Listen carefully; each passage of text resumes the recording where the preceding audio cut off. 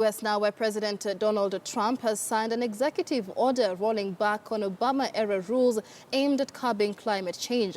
The president said this would put an end to the war on coal and job-killing regulations.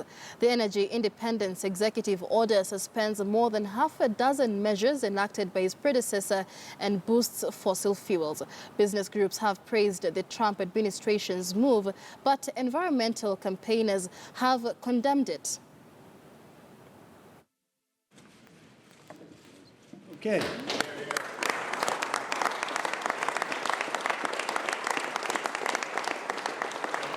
This will allow the EPA to focus on its primary mission of protecting our air and protecting our water.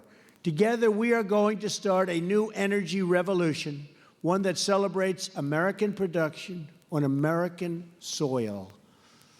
We want to make our goods here instead of shipping them in from other countries all over the world. They ship in, take the Americans' money, take the money, go home, take our jobs, take our companies. No longer, folks, no longer.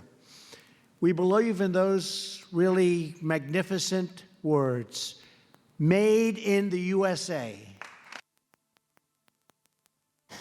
Well, the move by Trump to undo the climate policies drew swift backlash from a coalition of 23 states and local governments, as well as environmental groups, which called the decree a threat to public health and vowed to fight it in court. Martin Hayden of Green Group Earth Justice called the order the biggest attack they have seen on clean air and clean water in the history of the environmental laws.